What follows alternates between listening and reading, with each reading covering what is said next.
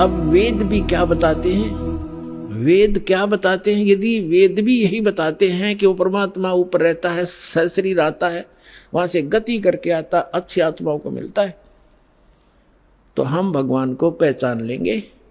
अभी तक तो हमने श्री राम, श्री कृष्ण आदि इन महापुरुषों को भगवान इसलिए मान रखा था, इनके पास हथियार थे, सिद्धियां थी, इन्होंने किसी ने कंस मार दिया, किसी ने रावण मार दिया।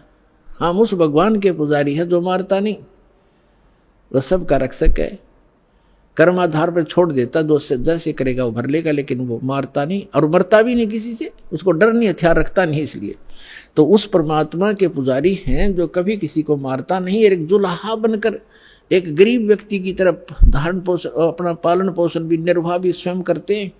वो हमारे लिए एक लीला करते हैं, हमें एक गाइडलाइन देना चाहते हैं। बच्चों, ये एक आपका विद्यार्थी जीवन है, ये मनुष्य जीवन। और जैसे जो विद्यार्थी मनुष्य विद्या काल में और बकवाद करता है, सिनेमा देखता है, बढ़िया पेंट पुंट गाड़ के और सैर सपट्टे को घूमता रहता है, बकवादें करता है, वो फेल हो जाता है। विद्यार्थी को विद्यार्थी की तरह रहना चाहिए, सब सिलेबस पूरा करते रहना चाहिए और अपना सिंपल ड्रेस जो हो सिंपल सी अपना रखनी चाहिए और उद्देश्य नहीं भूलना चाहिए। तो हम सभी अपना उद्देश्य भूलकर, जिसको भी मानव शरीर प्राप्त है, 2 प्रकार से मानव शरीर प्राप्त होता है, आपको बता ही दिया। एक तो पूर्व जन्म के शुभ संस्कारों से मानव शरीर लगातार कई जन्म भी हो सकते हैं, और एक केवल 84 लाख योनियों को भोगने के बाद टर्न वाइज मिलता है, यानी नंबर पे वो एक मिलता ही मिलता है। तो उसी पर आज सत्संग उसी पर चल रहा है। अब लास्ट में इसका निष्कर्ष थोड़े ही शब्दों में निकाल देंगे। तो हमारा मूल उद्देश्य इस मनुष्य जीवन का क्या है?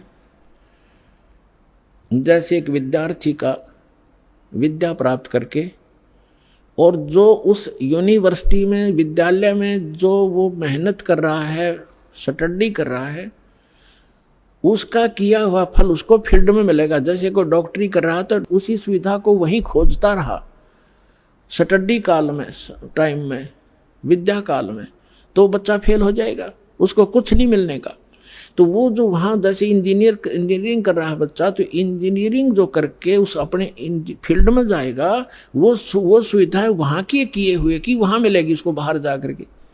तो आप जी मनुष्य जीवन प्राप्त प्राणी एक विद्यार्थी हो, और जो विद्यार्थी अपने दिग्भ्रष्ट हो गए हैं, उद्देश्य भूल चुके हैं, वो फिर बहुत दुखी होंगे। जैसे एक समय ये दास एक जूनियर इंजीनियर था, वहीं पर हमारे महकमे का कार्य भी चल रहा था और वहीं पर रोड का कार्य भी, B&R का कार्य चल रहा था। वहाँ एक व्यक्ति अपने बच्चों समेत, उसके बच्चे वहाँ मिट्टी में सो रहे थे, वहाँ वो टोकरियाँ मिट्टी डाल रहा था सड़क पर, और उसका सहपाठी था, वो वहाँ का एक्शन बना हुआ था B&R का, बिल्डिंग एंड रोड्स का। वो वहाँ आया, वो इंस्पेक्शन करके चला गया।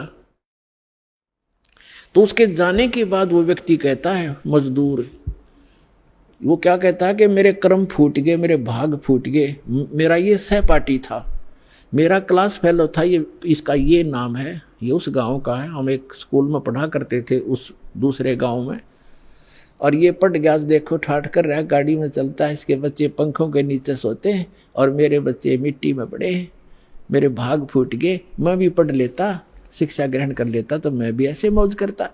तो यहाँ परमात्मा कहते हैं, आछे दिन पाछे गए और गुरु से किया ना हेत, अब पछतावा क्या करे, चिड़िया चुगी खेत।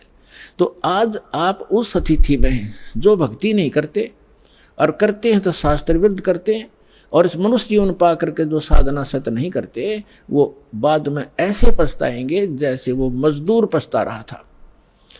तो आप जी का जो यहाँ मूल कार्य है, मनुष्य जीवन प्राप्त प्राणी का पूरा सतगुरु प्राप्त करें और पूरा ज्ञान। अब पूरे गुरु का आपको पता नहीं था, आपको एक बालक को सभी पूरे नजर आते हैं, क्योंकि जो भी संत बना हुआ है उसने कुछ तो बाणी बुनी, कोई वेद मंत्र, कोई गीता मंत्र को कहीं ना कहीं से वो तो उसने कंठस्थ कर ही रखे हैं, और वो हमारे लिए बहुत भारी हो जाता है। जो लगातार संस्कृत बोल दे, को बड़ी बड़ी कथा सुना दे, हम न सोचे महापुरुष पढ़ा है तो बहुत गजब का।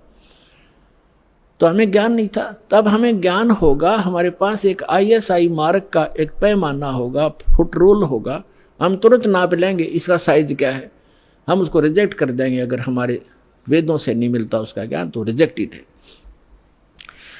तो मनुष्य जीवन प्राप्त प्राणी जो भक्ति नहीं करते और करते हैं शास्त्र विरुद्ध करते हैं, तो वो अपना जीवन नाश कर रहे हैं। जो विद्यार्थी और जो टीचर आउट ऑफ सिलेबस पढ़ाता है, पाठ्यक्रम से हटकर ज्ञान देता है, नावल सुनाता है, कोई फिल्मी स्टोरी सुनाता है, अपने जो पाठ्यक्रम से बाहर का जो ज्ञान है वो एग्जाम में काम नहीं आता। और एग्जाम में जो वही काम आएगा जिसने सिलेबस पढ़ रखा है, पाठ्यक्रम पढ़ा है। तो हमारा पाठ्यक्रम है 4 वेद, 18 पुराण और श्रीमद् भगवद गीता, कुरान और बाइबल। क्योंकि हम सभी मानव हैं, पूरे विश्व के हम एक ही परमात्मा के बच्चे हैं।